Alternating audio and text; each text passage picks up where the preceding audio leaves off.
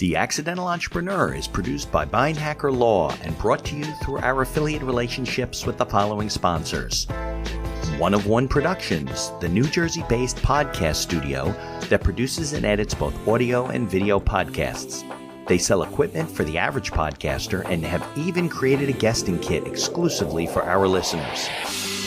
North Authentic, the conscious hair care marketplace offering the cleanest brands from around the world. The Healthy Place, the e-commerce site with thousands of supplements to help you live a healthier life, along with natural solutions for chronic pain, stress, anxiety, depression, sleeplessness, and much, much more. And be sure to support the podcast by ordering some logo merchandise from our online store. Listen to all of our sponsors' commercials later in this episode and follow their links in the show notes to learn more about their products and services. What happened is we are taught so many things in terms of how to live, how to work. There, many of the academic institutions, the current style is still based on the industrial age. Yeah, no, we teach like it's 1945, right? Yeah, it's a command and control society, and the boss is the big cheese, and the boss speaks, and everyone follows, and so I was taught these rules as this is the way it's supposed to be. This is what, what I realized is that I was only with him for a year. This is after business school, your first job? This is after business school. It's my first male mentor. So I really didn't have my mom, when she got remarried, married an amazing man who I call dad, and he died a couple of years ago. And he was amazing, but didn't want to do the male mentor thing. Right. So it was really my first male mentor. Was somebody who taught me a bunch of dubious lessons. I call dubious the opposite. Well, you missed him in college, right? Because you met those women who were more active. Yeah. And so I was with him for a year. He was with me for 36. The information provided in these episodes is for entertainment purposes only. It is not a guarantee of success or to be construed as advice of any kind. You should always seek advice from local licensed professionals before making any decisions. The dictionary defines an entrepreneur as a person who organizes and manages any enterprise, especially a business, usually with considerable initiative and risk. People often start a business without much choice, perhaps due to a job loss or just being dissatisfied at work, and they come up with an idea they just know can be successful. They become entrepreneurs by accident. That is to say, their success or failure happens by accident, not with intention. My name is Mitch Bindhacker. I'm a corporate attorney and a business advisor. You're listening to The Accidental Entrepreneur, my podcast about how to achieve success on purpose, not by accident. Join me along with our monthly guests where we share our knowledge and help you get a hold of your business. And now on to today's episode. This is Mitchell Levy, global credibility expert. Clients typically attracted to me are leaders living their values and driving operational credibility. Okay, welcome to another episode of The Accidental Entrepreneur. We have a special guest today who shares my first name, so that's one of the reasons why he's on the show. All the Mitchells have to come on to the podcast. That's one of the rules. And if you're listening on your favorite podcast directory, be sure to leave us a 5-star review if you can. If you're watching us on YouTube, please subscribe to the feed, hit that like button so we can keep bringing you valuable conversations like the one we're going to have today. So I want to welcome Mitchell Levy from Credibility Nation. He's got a great first name. I told them when we first met, right, Mitch, that he likes Mitchell and I like Mitch, which works out really well. But you got to get all the Mitchells to come on the podcast. I got another Mitchell I'm chasing. That's a great way to start searching for people. Actually, at one point in time, I was thinking, how cool would it be to have a clubhouse room of all Mitchells or a clubhouse room of all Levys? I wonder how many we could get. Like Levys, we could fill the room. I'm not sure how many Mitchells we got to get. Let's see. There are quite a few, actually. Yeah. All right. So Mitchell, thanks for coming on today. I was telling you before, maybe we can go back, your background and your training and maybe even where you grew up, and then we can work all the way up to credibility, because I think that's a missing piece that we talked about for business owners. How to build credibility. Does that make sense? Oh, absolutely. This will, this is fun. And by the way, for the audience, I'm going to give you a word, Mitch. You could use it going forward if you want. Okay. I often say one of the words that came out, just for people to know, I've actually interviewed over 500 thought leaders on credibility. I did 500 to come up with a book, the 28th most popular TEDx in 2021. And one of the words that came out of it, it's pretty cool. One of the words that came out of it is cred dust. Cred dust? Cred dust is the magic that happens when you share somebody else's ideas, thoughts, and actions. So, and Mitch said, click on the like button. I'm going to say, write the aha moment that if you listen to the last podcast, write a comment with the aha moment you got. I got to put that in the show share notes. with I your got to write that friends. down. Cred dust. Basically, spread some of Mitch's cred dust. There we go. Cred. Is that 2 words or 1 word? That's, by the way, that's exactly. If it's 1 word, does it have 2 D's or does it have 1 D? Exactly. It's I do it as 1 D. If you actually Googled cred dust, CREDUST, it'll bring you to creddust.com. And because I want it to be a word in the dictionary. So I created what looks like a dictionary page. It has a video. So you created, you own the domain, Cred Dust? Yeah. Exactly. I love that. Okay, good. All right. Well, so let's go back in your life to the cabin you grew up in the Midwest, and we'll tell us the whole story. And then we got some other terms I know we're going to get into also. So cabin in the Midwest, not exactly. So actually born on the East Coast, born in New York, raised in Jersey. There you go. And what town were you raised in? The last town.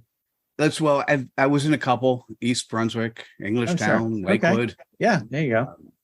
And I sort of, when I'm thinking about credibility, and I was trying to reconstruct my life, probably for the first time I was doing a TEDx is when people encourage you to go back and think about where did things come from. Very right.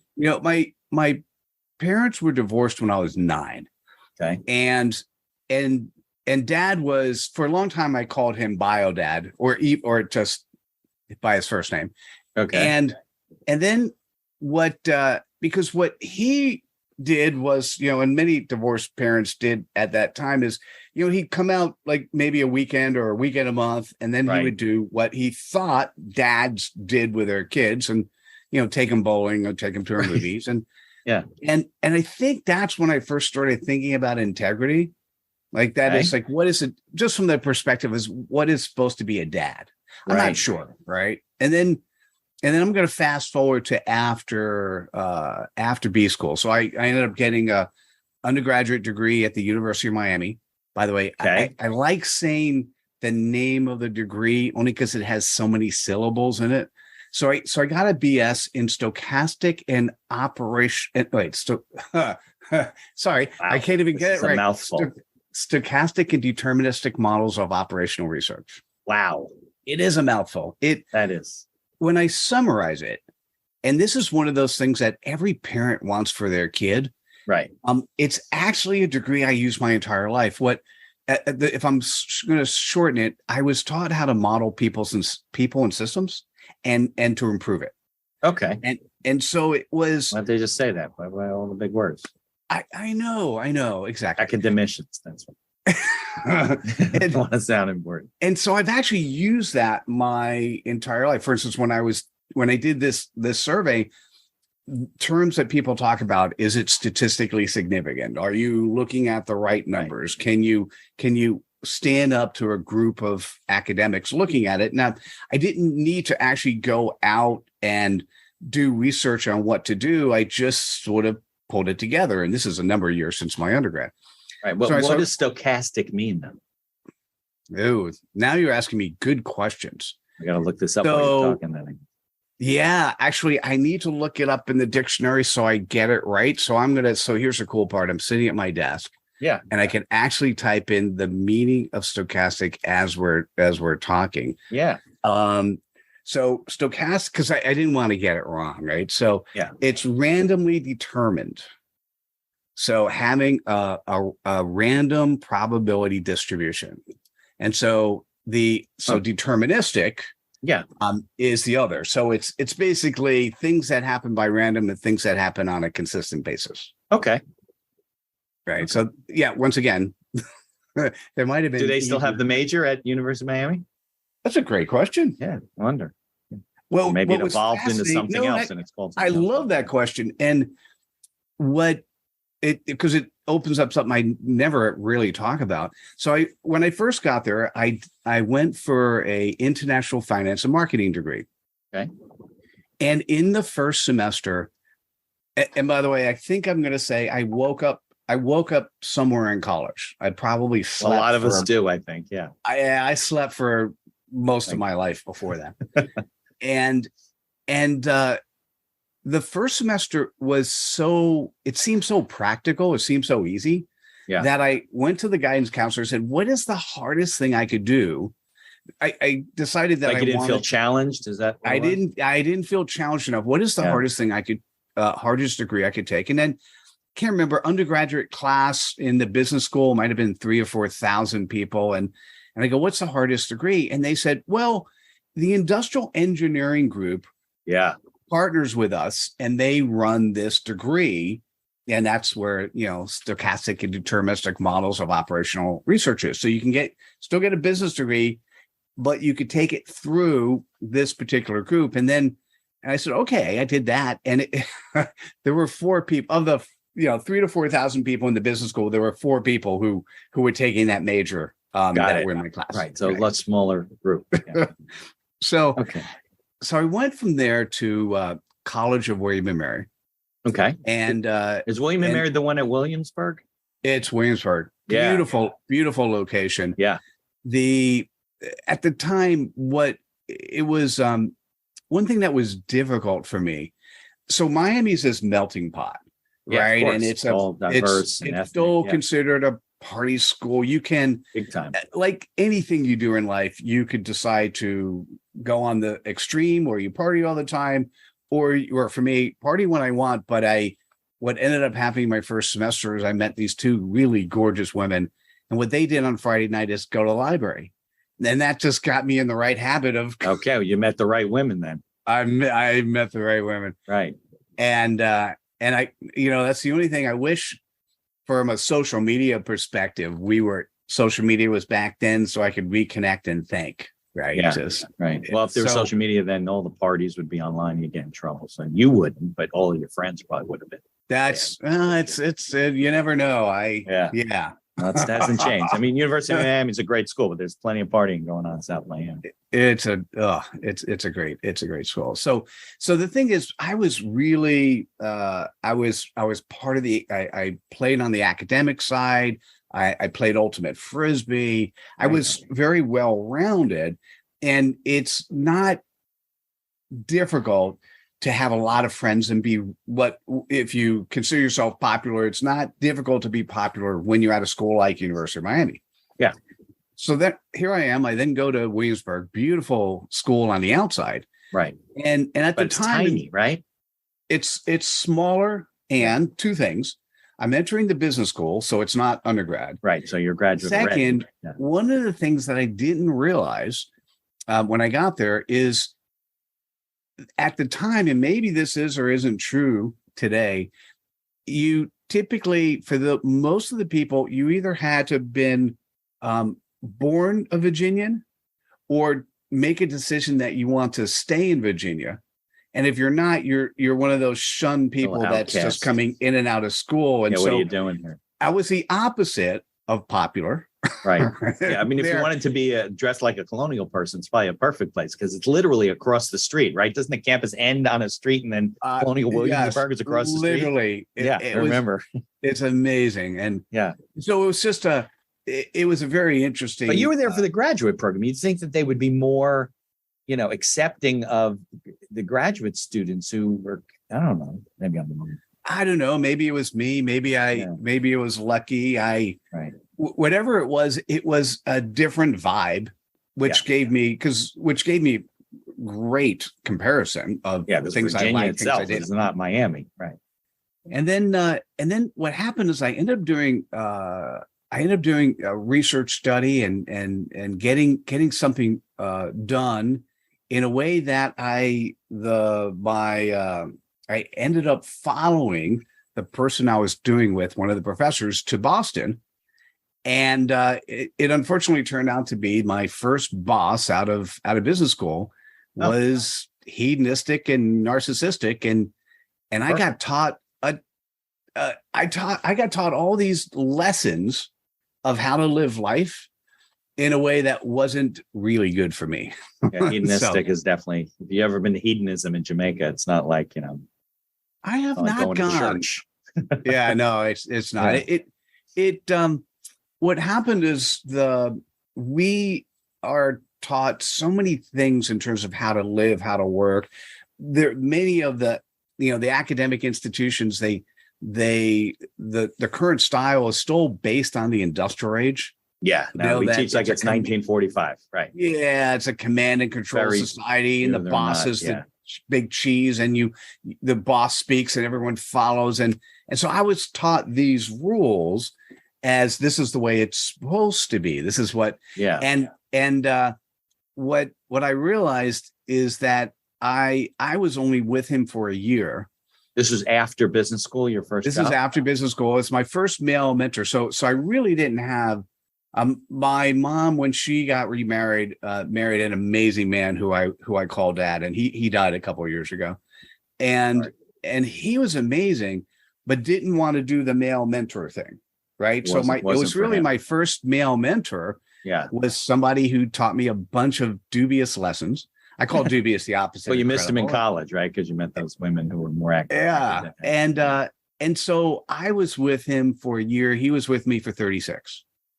Oh, wow. Okay. So let me ask you a question. I want to go back a little bit because I'm always curious about the path that people run. How did you go from University of Miami, right? 30,000 kids, big school, South Florida, fun, sun, all that stuff, to William and Mary Business School in Virginia? Like, where did that come about?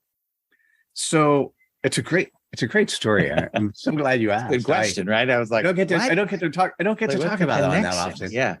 So after college, I went to Europe for 2.5 months.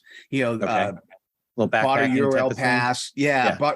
Bought a Euro pass, saw 16 countries. It was just an amazing experience. Nice. I had applied to, at least from what I remember, I had applied to 2 institutions for B school. Okay. I applied to William and Mary, not sure why. Okay. I really can't tell you why. There's the answer. We don't know. Yeah, I applied to the University of Miami, and University of Miami, because I went there as an undergrad, was a 1 year, but a full fellowship. I had to work for it, but a 1 year program. And I think I worked for it, and they were paying half the tuition. Okay. So here I am. I come back from That's the program at Miami, or that's the program at Miami. Okay. And so I come back from my Europe trip, and mom, now she'll never say this happened, but while I was in Europe, she never told me. Although remember, this is the time where you get on a telephone call and it's like $5 every 30 seconds or something like so we didn't talk much. But she didn't tell me that I was actually accepted into the College of William and Mary with a half tuition fellowship. And that was the fellowship. Okay. So that came, I had fellowship scholarship. I think at the Miami was a fellowship. That meant I had to work at William and Mary was a scholarship. So it's a half tuition scholarship. Got it. And but you can't for the life of you remember why you applied to William and Mary. I mean, there's hundreds of thousands of business schools in the country. You weren't from Virginia. Your mom wasn't living in Virginia. That's a great question. That's funny. I can't tell you if I know that answer. It's a good school. It's the second oldest school in the country. It's right, but I don't know why. So what happened is I thought the half tuition thing was already expired. And as I drove down to Miami at the time, my folks were in Philadelphia. So as I drove down to Miami, I stopped at William and Mary. It's a beautiful campus. And you thought you missed the deadline for this thing. Oh, the deadline was way past gone, but I drove past and I go, wow, this is really cool. Yeah. And so then we continued. We continued going to the University of Miami. I checked into the dorms, and the next day I called the dean from William and Mary, and I told him, listen, I was in Europe for the summer. I didn't know if if I completely missed the deadline, I just didn't know anything about it. It wasn't like you get email when you're in Europe in those days. We didn't, right? I mean, exactly. Right. And so I said, is the half tuition scholarship still open? And he says, "Oh, give me a minute." And he went away and came back. He says, "Not only is it open, but I'd like to make it a full tuition scholarship." I know, that's exactly what I'm like. Is this now candid camera? Yeah, this is, and I was like, wow, that's, and so I'm immediately going, wow. I mean, it wasn't, I think I was just checking up just to verify because I didn't want the loose end. And when he said that, it kind of shocked me. And then I said, so instead of saying, "Oh my God, this is amazing, count me in." Right. I'm in. Where do I sign? Right. Quick. Before you change your mind. Oh, it was worse. I said, your program is 2 years and I only have a year at Miami. Is there anything you could do about that? And he says, "Well, I could take a semester off." Meaning but you'd have to take more classes. But so it's the same classes, just shorter time. It turned out he gave me credit for one of the semesters. Miami. So, okay. So it was a year and a half versus 2 years to get. It cost him less too, because if he gives you a full scholarship, it's going to cost him less. It's not like you're paying for it; he's losing half a year tuition. Yeah, that's a great. Yeah. So it looks like the two women that you met who like to go to the library a lot. That was a good move. I would absolutely want to thank those amazing women, and because you didn't get the scholarship because you did poorly at Miami, obviously. In Miami, I ended up in that first semester. I was sort of a C/D student in high school, and my first semester in Miami, I got two B's in the rest A's. The second semester, I got 1 B in the rest A's, and then the rest of my college career, I got all A's. Yeah. So how did you couldn't do that today? You couldn't be a C student in high school and get into University of Miami. You couldn't do it. I couldn't. I went to Cornell. I wouldn't get to Cornell today. My grade. No way. Just no way. So competitive now. Got lucky, maybe, or whatever it was. The stars aligned to bring me on the path together. I'm at now. Yeah, crazy. Yeah. So you were checking in the door in Miami. What'd you do? Turn around, pack your stuff, and get in the car and leave? I once I made the decision to be yes, then the answer is yes. I told Miami what I was doing and where I was going, and then drove to College of William and Mary. Or actually, I'm thinking I flew, but it's so long ago I can't remember. Yeah, of course. But I'm sorry, I'm making you reach back in the archives. Okay, so now let me bring us back up to where we were. So you met this guy through William and Mary, right? It was your first job, and obviously you stayed in touch with him for the rest of your life, is what you're saying, right? Even though you only worked kind of the so I know sometimes they say that the opposite. Okay. I was actually as a boss, he's the boss that we all don't like. Okay. Command and control, all about him. Right. What it really caused me to do is not be a good project manager or a team player. If I cracked the whip, that was the way it was supposed to work. Not, it was it wasn't the love approach to doing things successfully. It was the stick approach to doing things successfully. And that was common accepted. So that both happened to me and was encouraged for me to do the people work that worked for me. So what I say is I was physically only with him for 1 year. Right. He was mentally with me for 36 years. You had to break away from that. So was that a lot of therapy? No, it's fascinating. For my first 13 years when I was in corporate, what happened is, and I don't like admitting this as it sounds really bad, I have to say I wasn't authentic. Okay. Because I always think I was honest, right? Yeah. Yeah, I always thought I was authentic. However, as soon as I tell you this, you're going, looking back, you weren't authentic. Right? Yeah. What happened is when anyone would ask me a question, all through my corporate career, my answer was always what I thought my boss wanted to hear. It wasn't just so I had an opinion and then I'd go, well, what would my boss want to hear? Okay, let me make sure I say the stuff that he'd be happy with, because that's what I was taught. And it wasn't until I became an entrepreneur in 1997 that Mitch, my first prospect or my first client. I was sitting in front of the first client, and it turns out in 1997 I did SEO for 5 clients. Yeah. And what kind of SEO was there in 1997? Oh, it was easy. Well, exactly. What ended up happening in 97 is one of my old bosses, I went to him and said, listen, I'm looking for something to do. I put up my hat as an e-commerce strategic consultant. And he goes, do you want to do SEO? He goes, I got all these clients. I've got this business. I don't want any of my team members doing it. I know you can figure it out. So there was no Google, I think, in 1997, was there? There was no Yahoo, probably. Yeah, there was Yahoo was there. I think Google was sort of coming around. And what happened is I took 2 weeks. Entrepreneur, had an opportunity for the first paid gig once I started my own company. And this is the lesson here, by the way, is when opportunity knocks, say yes. Right. So I'm thinking SEO was below me. Why would I want to do SEO? But it was one of my old bosses at Sun. I was at Sun Microsystems. One of my old bosses, love this guy. I'm like, okay, if you think I should do it, sure. He goes, Mitchell, why don't you spend 2 weeks, figure out everything you need to know about SEO, which, by the way, wasn't that hard in 1997. Right. Figure out everything you need to know and tell me what you're going to charge me and what I should charge the clients. Right. And so I bought everything on the marketplace. I learned everything I could. And I ended up going back to Rick McGreedy was the guy's name. I went back to Rick and I said, I'm going to charge you $10,000 and you should charge your clients $15,000. He said, okay. And we immediately sold 5 clients.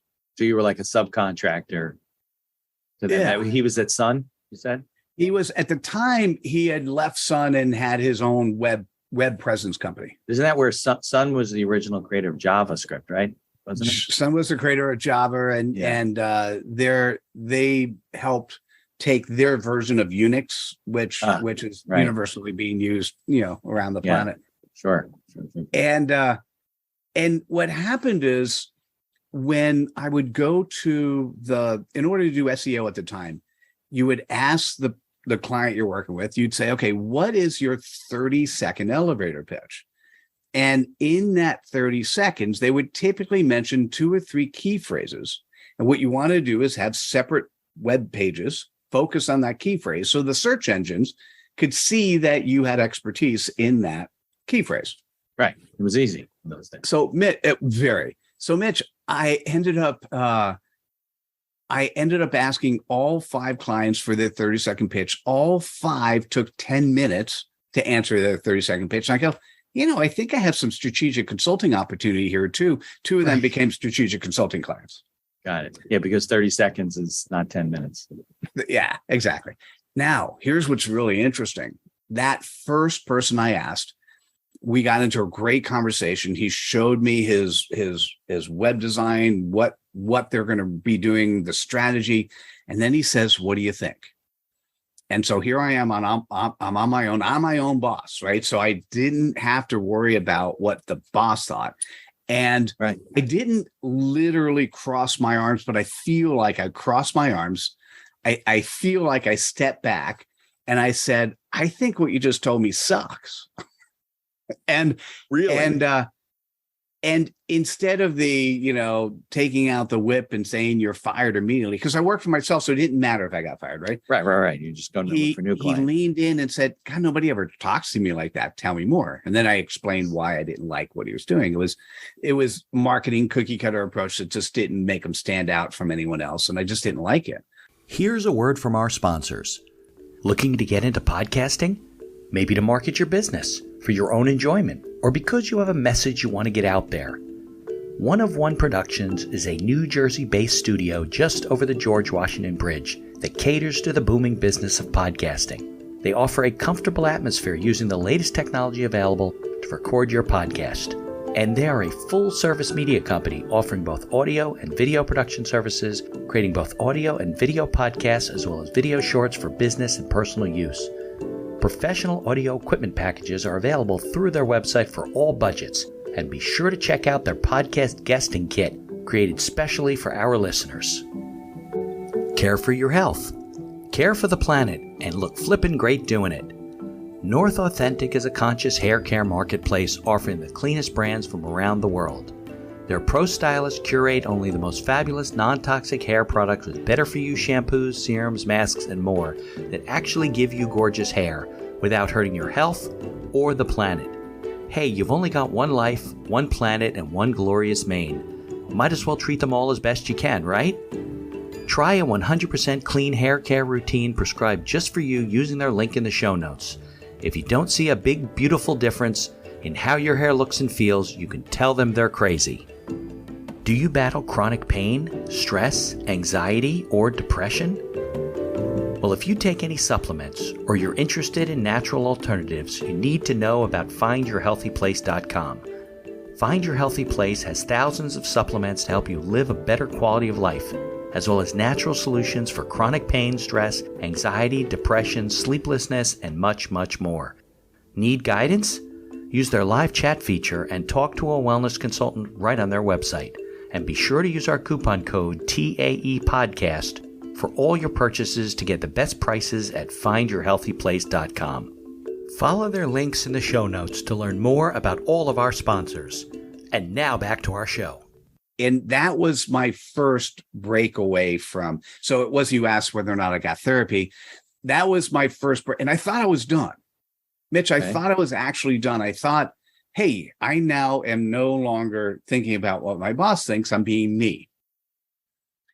And what ended up, I'm going to fast forward now.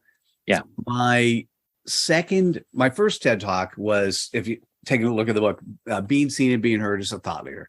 That one got me on a trajectory that was amazing. The second one was after I interviewed the 500 thought leaders on credibility.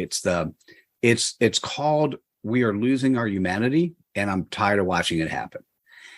And I was practicing for that during COVID. And so what I ended up doing is I ended up creating 30 Zoom calls like we're doing now, 30 Zoom calls where people would give me feedback based on the talk.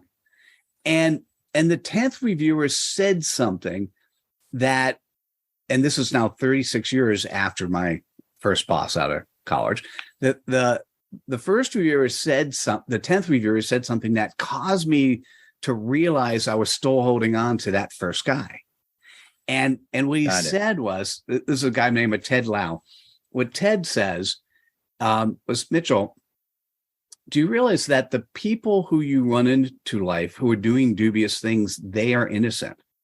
Because that's what they were taught by others and others before them taught. Learned right? Because it's a learned behavior. It's common practice. And a result, people do it, even though it's not what mom and grandma said you should do. That's credible when you were young. Right. Right. But they're perpetuating this. They're perpetuating. I call it cookie cutter marketing approaches. Yeah, there's a lot of those. And as a lawyer, you often run across these things that you just look at and go, why did they think that was okay? And they say, well, because everyone's doing it. Yeah, right. That doesn't mean it's okay. But no, right. It's just, well, that's what everyone does. Well, what does that mean? Exactly. Yeah, I was got a question.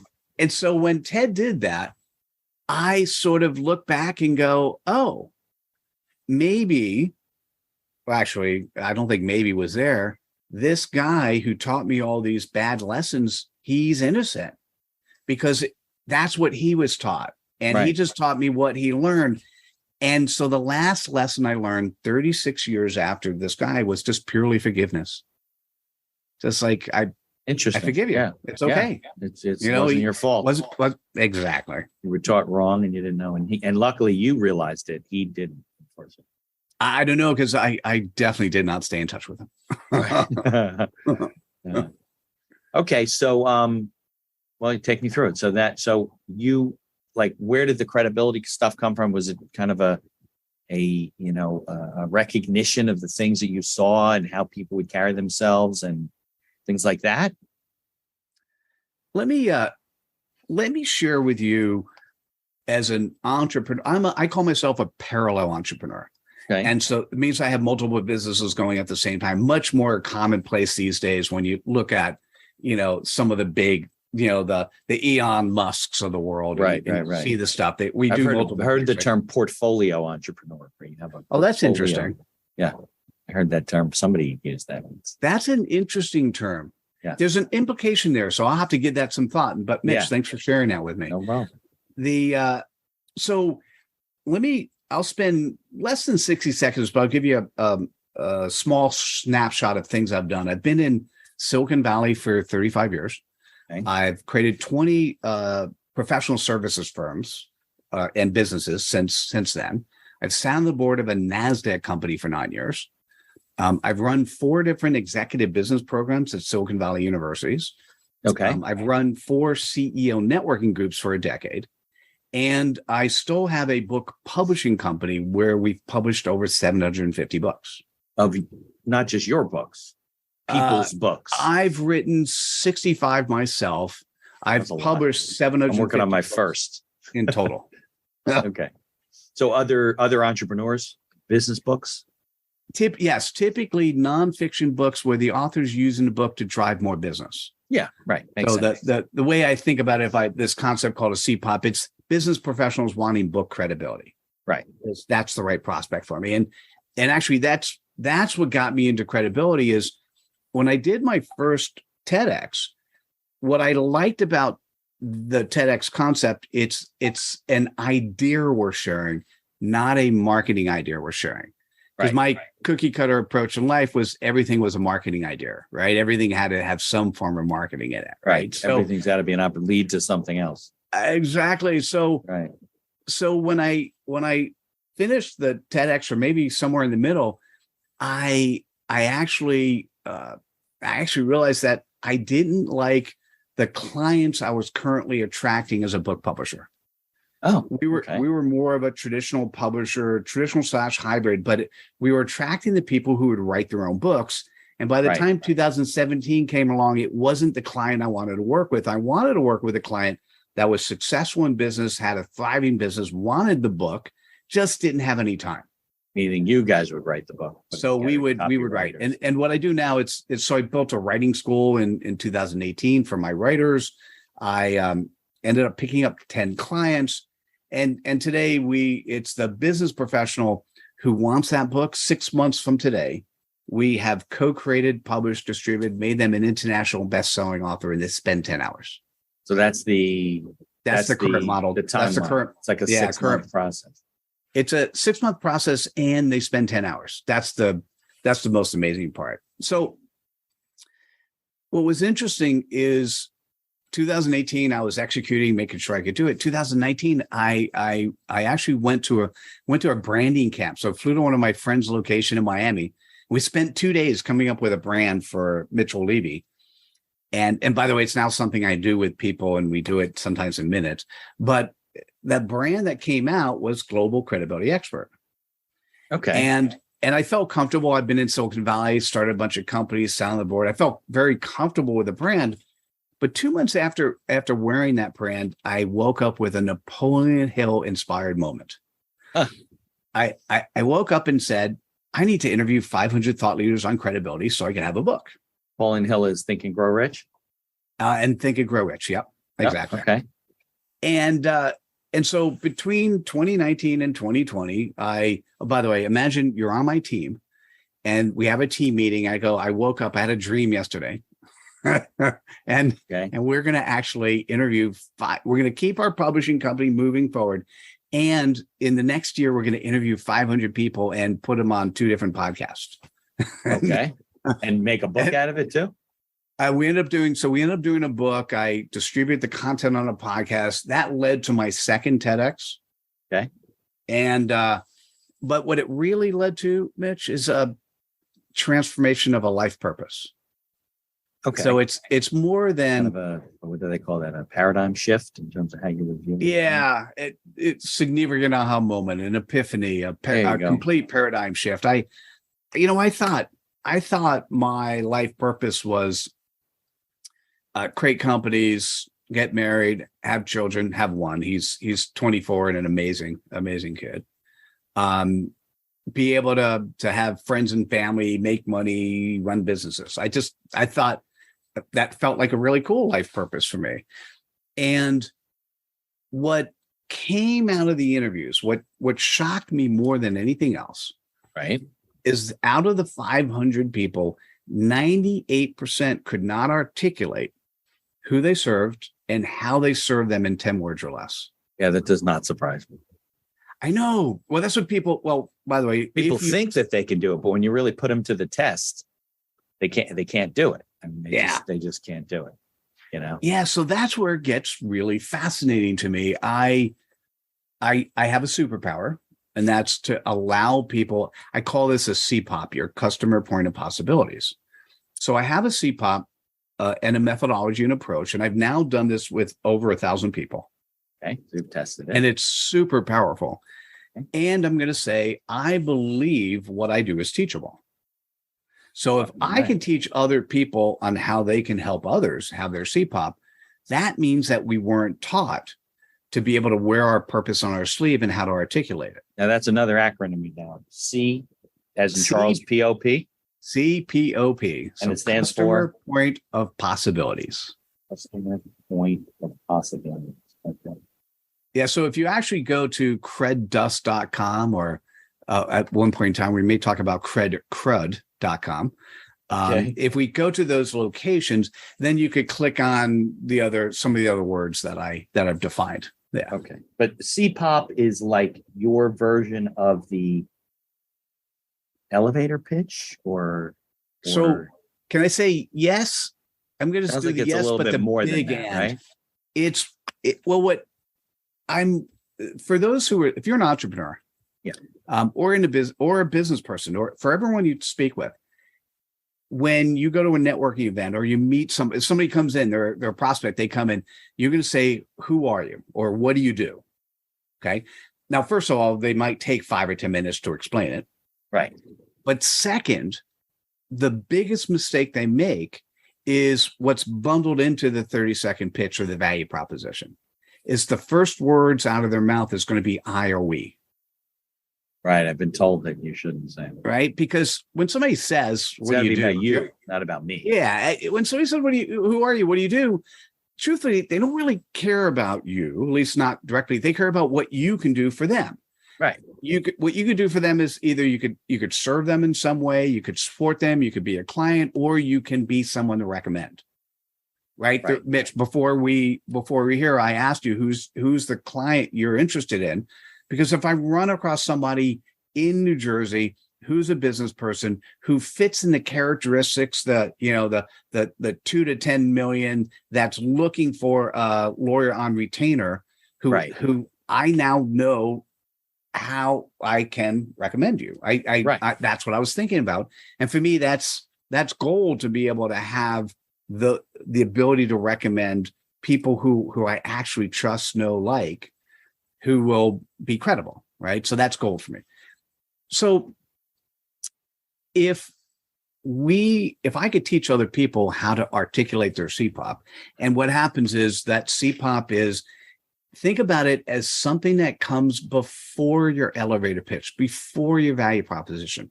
I'm not asking you to forget all the stuff you've been taught. Right. What I am asking you to do is to present something in the average human attention span that they're going to remember. Now, by the way, if you Google average human attention span, it's very 8 short seconds, 8.25 seconds. Okay. Yeah. I'm not surprised. Right. In some cases, it got probably shorter in some cases. Right. Oh, for many. Right. I'm thinking about something that can take you 1 to 3 seconds. Yeah. So this concept of a CPOP is 10 words or less. It's so then they're more like subconsciously, oh, I want to hear more. Now they're open to listening to you. Because the problem with elevator pitches, nobody listens. That's exactly the case. Thank you for using the word subconsciously, because I really haven't in the conversations before.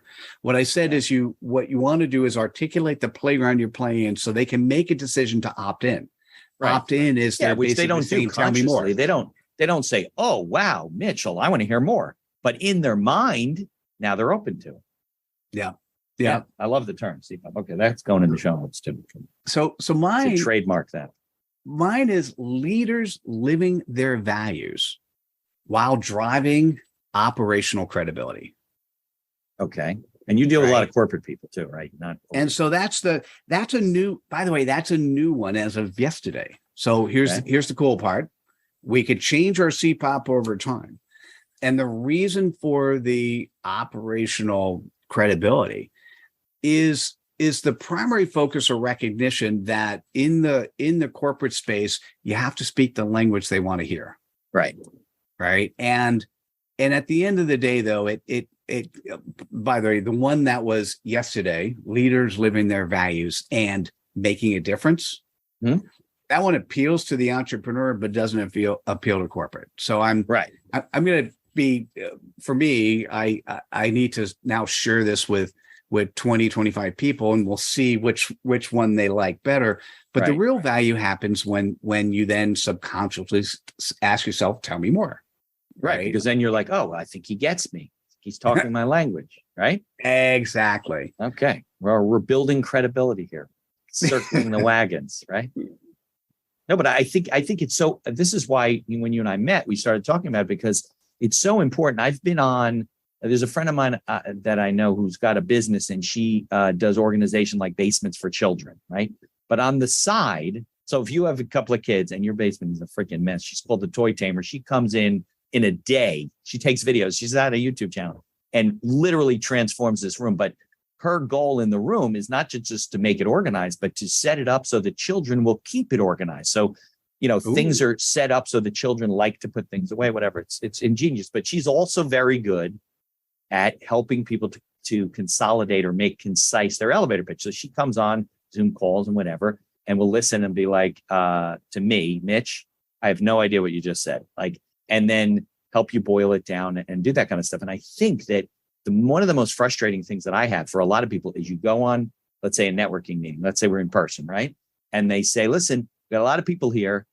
We got, 30 seconds. Just say who you are, what you do, real concise. We'll go to the next person. And there's always somebody who feels obligated to vomit in words all over the group for 3 minutes. And everybody's like looking at their watch, and they totally tune this person out. And now they're frustrated to even listen to more people because they're already like, oh, they got that going on. And that's why I think you totally lose credibility with the group, and you only had one opportunity to, I had you at hello, right? What was the thing from the movie? Absolutely. If you think about imagine if you're in a group, we'll just say 20 people. Okay. What if 20 people were able to articulate I'm going to say CPOP, but we'll do the playground they play in, so you actually really understand that playground and remember it. And remember, because it's less than 10 words. Right. Exactly. One of my examples I love is one of my friends. He's been in Silicon Valley for 30 years. He has helped thousands of companies with their startups. Guy by the name of Raji Sethi, and his CPOP, game changers looking for their secret sauce. Yeah, perfect. People go, if you're in a room with Raji Sethi and you're an entrepreneur, you're like, if he said that and stopped, right, you're going to make your way over to meet him at some point in time. Period. Right, because it's not designed to tell you everything that he does. It's designed to say, what is that? Oh, I want to hear more. And I have this group on Fridays from London. It's like a Zoom call every other Friday. We have this thing called the 5-word challenge. I think we get it down to 3 words. So it goes around the room, and there's always somebody who says, and then the person who's facilitating interrupts says, no, Mitchell, it's a 5-word challenge. You can say 5 words. Don't say anything more than that. And we'll go on, because none of us will remember more than 5 words about what you do. I'm sorry, I interrupted you. No, that's right. And that's a place. So it's one of those things I end up doing too when I'm at conferences or Zoom calls. A lot of times the host will have me join, and when somebody does their speaking, I'll share with them their CPOP. Right, and you'll create it for them, basically. And I'll create it for them as I'm listening. I'll create it for them, share it, and then we'll have the audience vote on it. Very good. I like that. Well, you have to force people to do it, because they think that they have to tell you everything that they do. They're certified in this. And by the way, I do that. I'm licensed to do this. And that somehow magically you're going to remember it forget about the 20 people in the room that you're listening to, all the other information that you get bombarded with for the rest of the day and weeks. And I mean, you're just not going to remember anything. So in our group, they were like, well, that's probably all you're going to remember anyway. So why should you say more than 5 words? You know, it's like name that tune, right? Exactly. Yeah. I love it. So I know it's a little off the topic. So how did you get on a TED Talk? Like, was that difficult to get, to do a TED Talk? Did you write the book and they're like, oh, we read your book, Mitchell, and we want you on TED? What happened? What was the process? There's a site, there's a page on the TED site. So specifically, I've done 2 TEDx's so far. Okay. And there's a particular page. I'll get the URL for you. Okay. Where they list all the TEDx events that are upcoming. Okay. And they're like satellite events, right? They're all over the world. Some of them are smaller, bigger. They're right. And they always videotape these things. Yeah. Although really a lot of them are when they can go, they're going back to physical. The 2 that I've done were physical events. Got it. And meaning so where you had an audience, a live audience. So we had a live audience. Yeah. Now the second one was actually during COVID. So the live audience was just the other speakers. But there were 20 I see. Okay. speakers, right? The first one. Right. Meaning you were recorded live. You people. weren't on Zoom or anything. No, there's during COVID, the TED organization did allow a number of organizers to organize events where the actual speaking was done virtually. Yeah. And different vibe. I think that it's different vibe. It's not the right. No, not for TED. No. Yeah. So for those that, by the way, the site's not coming up for me, but I'll give the URL. It's TED.com, TED.com/TEDx/events. Okay. And what it does, it'll list a little over 2,000 events. Okay. And what you want to do is you want to look for events that are in your area, click on the page, go to their location, and then many of them will have ask you to go on you could sign up to go on a email list, and they'll do a call for speakers typically 6 months before the next event. And so you want to fill out the form, and then you submit your topic or whatever. And so you submit your topic, and I'll give you the hint. One of the things that they're going to be asking you is to be able to have a video clip of past speaking, because they want to see that you're a speaker. And for me, what I realized is we all have these speaker sizzle reels. And by the way, I don't necessarily consider those credible. So instead, I sat down in front of the computer and I spoke to the person who would be evaluating. You created your own. So I created my own. It was basically, at the time, it was, here's the talk. I've thought really long and hard and done work to know that 60% is really fine-tuned. The other 40%, as soon as you say yes, I'm going to start practicing and working with other people, and I'm going to make sure that what I deliver will be something that you'd be proud that you picked me as a speaker. Okay. And that actually is what got that person to say yes. Right. Because I was saying you did a TED Talk, obviously, is definitely a credibility grabber. Right? It's definitely and then what I often say now, it was very funny. There's somebody who helps other people to get on the TEDx stages. She compiles a list every quarter of the 50 most popular TEDx's it's every year. She compiles a list once a year of the 50 most popular TEDx's that came out. And so for 2021, she ranked me as 28. Well, that's also a popular, because there's so many TEDx's that come out. That's also a credibility piece. Yeah. Okay. So then we talked about the CPOP. We talked about a lot of things. So how else, if I'm a small business owner, how else do I go about building my own credibility? I may not be able to get on the TED stage. I probably should write a book, but maybe I'm not there yet. What other things should I be doing to raise my credibility for the people I network with, my customers, things like that? Well, at first, if you don't mind, Mitch, let's define what credibility is. Good. Because you're making an assumption of what it is. Right. Of course. And your assumption is the same that everyone else's has. That is, how do I do this one thing so I'm looked at in the minds of other people as being credible? That is not what credibility is. That's a part of credibility. Good. I'm glad you're bringing that up. Credibility is the quality. It's three elements that came out. It's the quality that you're trusted, known, and liked. Okay. So we know the phrase know, like, trust.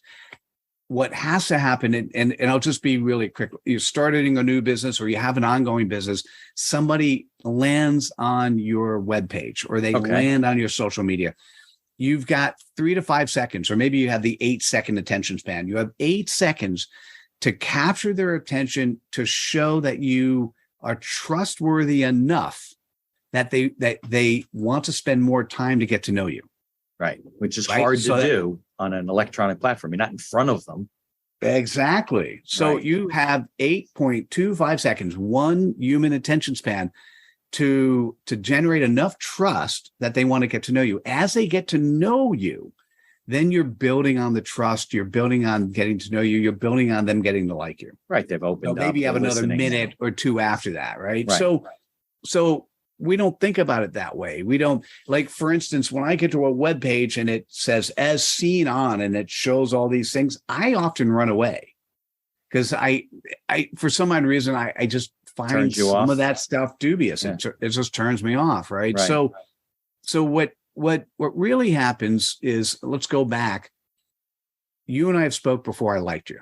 You invited me onto your show. Right. The first thing I did as I'm waking up is my stall tactic was tell me about the clients that you're attracted to, that want to work with you. And as I'm listening to you, you're speaking from your heart.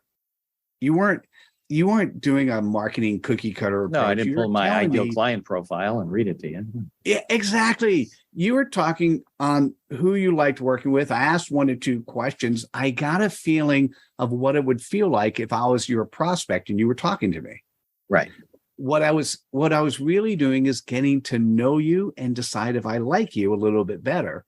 Right. You were building up your credibility for me. And so if for those entrepreneurs, first, if you want to be more credible, I'm going to encourage you, watch the TEDx. There are 10 values of credibility. The under being trustworthy, probably the most, we know authenticity, vulnerability. Yeah. We know because people integrity. See through you. Right. But that's easier if you're talking to me like you did here. How do you do that on a web page, on your homepage? How do you do that? Oh, well, so it's very fascinating.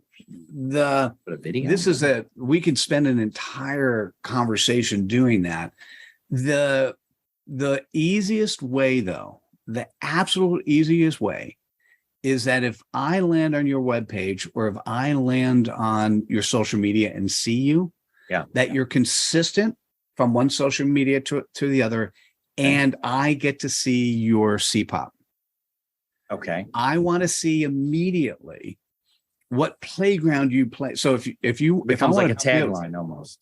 It's, that's the thing. It's almost a tagline. I almost want to say yes. Yeah. But it typically goes in the place where the tagline would go. Right. Taglines are marketing. Taglines typically exactly. It's not a tagline. They have serve. They have other things. Right.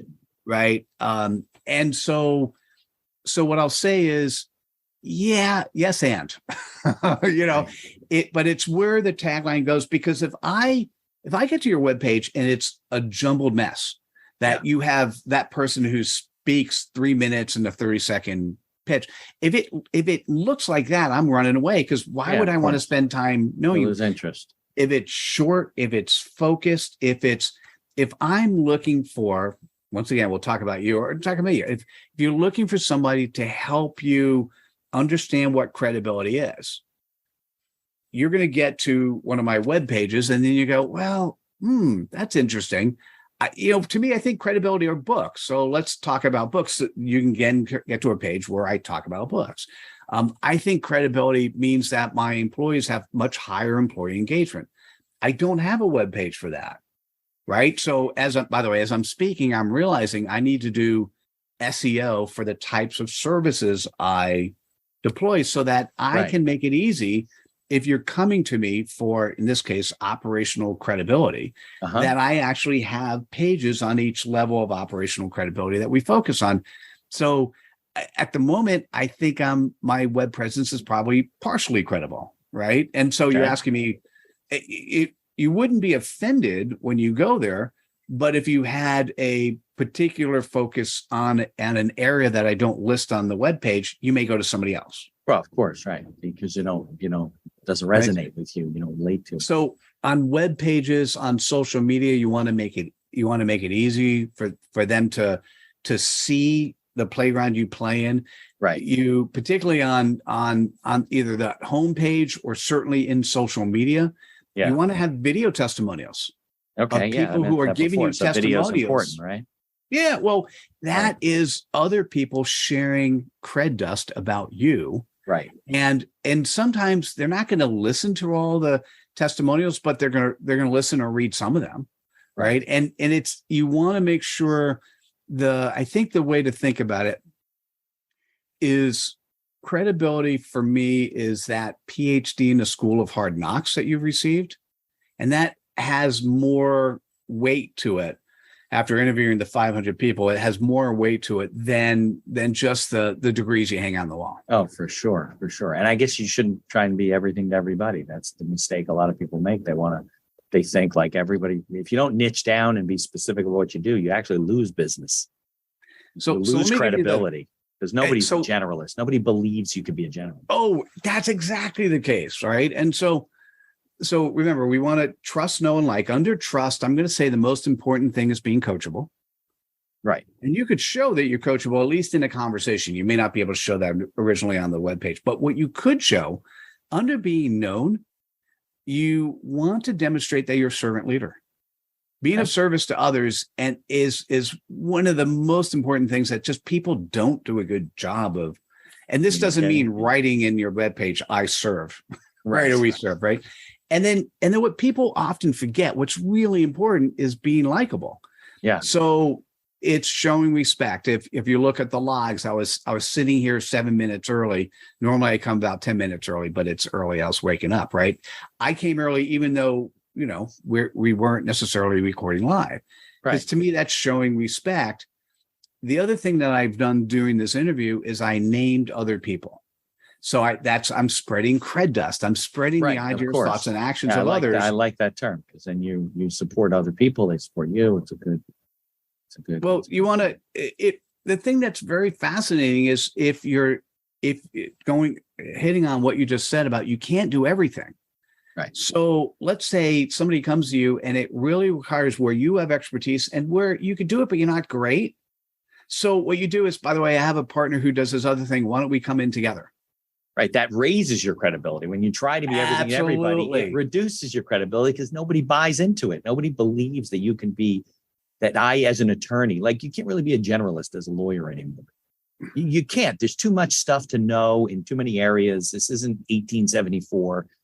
Nobody believes it. And you're like, oh, yeah, I can do that. Well, maybe you can figure it out, but maybe it's not the right thing to do. And you're just going to lose all your credibility with this person who won't refer you later on because they weren't impressed with the work you did. But I know we can go on and on and on all day because I love it. And it's one of my pet peeves when I go somewhere and I just listen to somebody and be like, boy, they need a lot. Nobody in this room knows what they just said. And I know what they do for a living, So the book is Being Seen and Being Heard as a Thought Leader, Credibility Nation, Mitchell, the great first name. And I appreciate coming on. So what's the best way for people to interact with you and learn from you? So I am on LinkedIn. It's Mitchell Levy. I also have a webpage, mitchellevy.com. And one of the areas that you can link to is once a quarter, we run what's called the Ultimate Credibility Bootcamp. Okay. So what's amazing about that is we will first, you're going to go through the CPOP course, which is an hour and helps you articulate, never actually be that person who takes more than 30 seconds. As a matter of fact, if you do it right, you think about it as you're doing something in less than 8 seconds, and then you have the minute to tell you more if you have that time, right? Right. And then we help people align themselves on and offline. So MitchellLevy.com, either connect to me at Mitchell Levy on LinkedIn or go to MitchellLevy.com, and then you could book time on the calendar and find other areas in terms of services we offer. We'll put all those links in the show notes, and I can't thank you enough for spending time with me today. Mitch, it was a pleasure. Thanks for having me. Thank you for listening to this episode of The Accidental Entrepreneur. Opening and closing music written and performed by Howie Moskovich and made to order music. For more information about Howie and his music services, please follow the link in our show notes. If you like the podcast, please tell others about us.